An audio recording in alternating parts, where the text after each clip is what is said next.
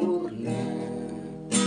Ketika ku percaya mujizat itu nyata, bukan karena kekuatan, namun Roh-Mu ya Tuhan.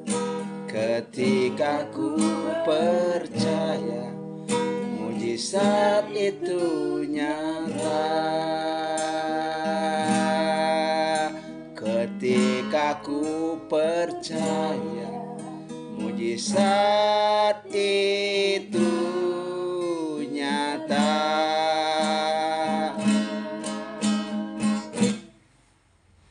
Asal ku jamah saja jubahnya, aku akan sembuh. Kuasa Yesus menyembuhkan seorang perempuan yang sakit pendarahan. Mujizat terbesar bukan karena pendarahan itu berhenti, bukan karena orang lumpuh berjalan, bukan karena orang buta melihat, bukan karena orang tuli mendengar, bukan karena orang bisu berkata-kata, tetapi keselamatan jiwa, pertobatan, perubahan kelakuan. Itulah mujizat yang terbesar. Bersama Yesus ada masa depan, bersama Yesus masa depan cemerlang, pasti. Bertemu kembali dengan Pendeta Najarudin dalam renungan pagiku, ragiku. Kali ini kita membahas tentang mujizat Yesus, yang kuasa Yesus mengalir lalu menyembuhkan seorang wanita. Kita tahu ada 3 pandangan terhadap mujizat. Yang pandangan pertama, tidak ada mujizat, itu cerita dongeng. Yang pandangan kedua, mujizat langsung itu sudah berhenti. Tuhan hanya memakai proses dan menjawab doa. Pandangan yang ketiga, mujizat yang langsung itu masih bisa terjadi. Hanya itu apakah sesuai dengan kehendak Tuhan. Dan Tuhan memakai orang-orang tertentu. Kemudian Tuhan lebih banyak memakai mujizat proses. Dalam penjelasan yang lalu, mujizat adalah suatu perbuatan ajaib, suatu perbuatan supranatural, meta, melampaui akal. Akal kita tidak mampu memuat, akal kita tidak mampu memahaminya. Karena itu akal tidak sanggup menjelaskannya. Bukannya tidak masuk akal, hanya akal tidak sanggup untuk menjelaskannya. Saudaraku, Markus pasal yang kelima ayat 25 sampai ayat 34, di situ dikatakan firman Tuhan menjelaskan. Adalah di situ seorang perempuan yang sudah 12 tahun lamanya menderita pendarahan. Ia telah berulang-ulang diobati oleh berbagai tabib sehingga telah dihabiskannya lah semua yang ada padanya.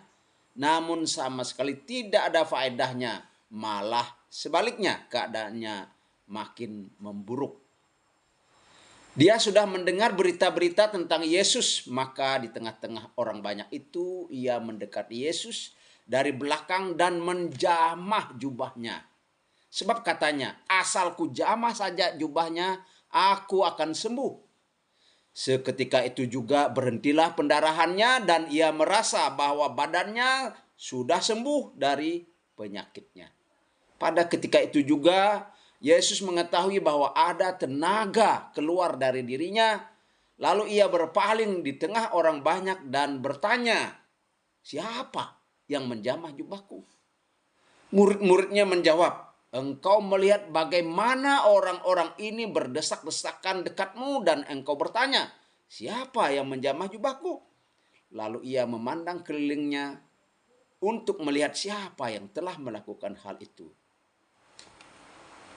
Saudaraku,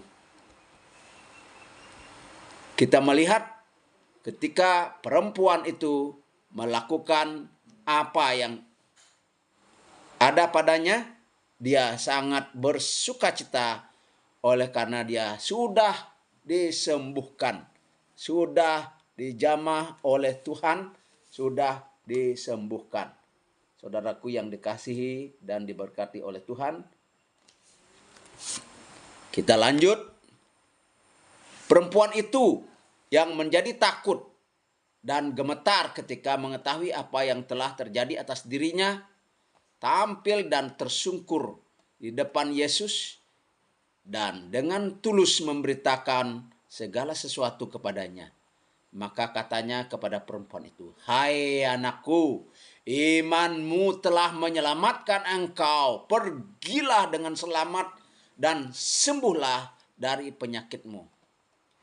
Injil Matius mencatat dalam ceritanya singkat, Injil Lukas mencatatnya dengan sedang, namun dalam Injil Markus lebih rinci. Sedangkan dalam Injil Yohanes tidak dicatat. Ringkasan kisahnya, perempuan ini menderita pendarahan sudah 12 tahun. Dapat dibayangkan saat datang tamu bulanan, sehingga merepotkan. Seminggu saja sudah merepotkan. Betul enggak yang perempuan? Ayo ngaku yang perempuan. Apalagi ini pendarahan selama 12 tahun. Perempuan ini sudah berobat kemana-mana, baik dalam dan luar negeri. Mungkin sudah puluhan juta biaya dikeluarkan. KIS, Kartu Indonesia Sehat, tidak punya. Ia bukan warga negara Indonesia, dan Jokowi belum jadi presiden waktu itu. Dan Jokowi bukan presiden yang ada di Israel. Nah, perempuan ini dengar ada info bahwa Yesus Kristus akan melewati suatu tempat. Ia mendengar dan yakin Yesus bisa menyembuhkannya. Segala macam penyakit, ia percaya Yesus menyembuhkan. Ia menunggu di tempat di mana Yesus mau lewat. Kini perempuan itu memiliki kesempatan. Yesus yang dinanti-nantikan sedang lewat. Perempuan ini malu jika terang-terangan mengaku kalau ia anunya sedang keluar darah atau keluar darah dari anunya. Wah, pasti malu dia. Aku malu. Karena ini ia berpikir keras. Dapat dirasakan pertempuran dalam batinnya. Namun tekadnya sudah bulat agar ia walaupun malu tetapi dia diam-diam saja. Maka saat ia melakukan aksi imannya dan dia berkata, "Asal ku jamah saja jubahnya, aku pasti sembuh." Dan ia menjamahnya dan puji Tuhan ia sembuh. Perempuan ini kaget, malu dan ketakutan karena Yesus tahu dan mengumumkan ada yang sedang malu-malu dan menjamah jubah-jubahku karena ada kuasa keluar dariku. Tetapi walaupun malu dan dalam ketakutan perempuan itu mengakuinya. Perempuan ini mendapat double kesembuhan. Pendarahannya berhenti dan keselamatan jiwanya. Yesus berkata, "Hai anakku, imanmu telah menyelamatkan engkau. Pergilah dengan selamat dan sembuhlah dari penyakitmu." Saya ulangi. Hai anakku, imanmu telah menyelamatkan engkau. Pergilah dengan selamat dan sembuhlah dari penyakitmu. Perempuan ini mendapat kesembuhan yang komplit. Anunya tidak lagi berdarah, sekarang dia sembuh. Dan jiwanya diselamatkan karena beriman kepada Yesus. Imannya tidak hanya kepada kuasa Yesus, tetapi kepada Yesus yang berkuasa. Beda ya, kepada kuasa Yesus dan kepada Yesus pribadi yang berkuasa. Refleksi dari kisah ini. Kita dapat mendapat pelajaran dari kisah ini. Mau sembuh? Jangan salah tempat berobat. Pergilah ke puskesmas, ke rumah sakit. Jangan pergi ke dukun. Jika tidak sembuh-sembuh juga setelah berobat, sudah berusaha setengah mati dan menghabiskan biaya. Tidak apa kalau mati. Ya, tidak apa-apa. Toh, mungkin itu cara Tuhan supaya saudara cepat bertemu dengan Tuhan. Karena bersama Yesus ada masa depan, bersama Yesus masa depan cemerlang. bersama Yesus. Harapkan Tuhan terus-menerus 100%. Ya, perempuan ini sudah datangi bermacam-macam tabib, tidak sembuh, dan ia datang kepada Yesus. Dengan iman menjamah jubah-jubahnya, dan ia sembuh. Kita harus ada iman. Ya, kita harus ada iman. Mempercayai Yesus. Tidak boleh hanya mempercayai kuasanya, tetapi Yesusnya yang maha kuasa. Yesusnya yang sanggup menyembuhkan, dan Yesus yang sanggup menyelamatkan. Perempuan ini mendapat kesembuhan yang komplit, sembuh jasmaninya dan selamat jiwanya. Ayo percaya dan terima Tuhan Yesus dalam hatimu sekarang juga. Kamu pasti diterima dan diselamatkannya. Walaupun demikian, engkau orang berdosa, tetapi Dia mengasihi engkau. Yesus mengasihi saudara, dan Yesus mau menyelamatkan saudara. Mujizat kesembuhan jasmani tanpa pertobatan dan tanpa keselamatan jiwa itu berguna di dunia, tetapi jangan hanya cari yang sementara, carilah yang kekal. God is almighty, for God is nothing impossible. You don't say, so big problem I have, but you can say, high problem I have, big God. Sebab bagi Allah tidak ada yang mustahil. Kamu jangan berkata, saya punya masalah yang besar. Tapi kamu katakan, hai masalah, saya memiliki Tuhan, memiliki Allah yang maha besar. Ora et labora, berdoa dan bekerja. Usaha, usaha, usaha. Jangan berhenti berusaha.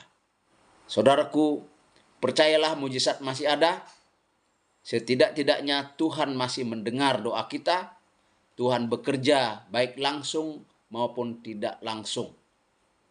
Mari kita terus melayani, terus memberi, terus menabur. Kita akan menuai. Kalau tidak saat ini, anak cucu kita akan menuainya.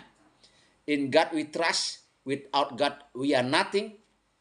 With God we can do anything. Be wise, be smart. Jika saudara punya potensi, saudara kembangkan. Abaikan ejekan, hinaan orang, anggap itu sampah, dan jadikan itu pecut untuk maju lebih kencang. Saya tidak ingin saudara binasa.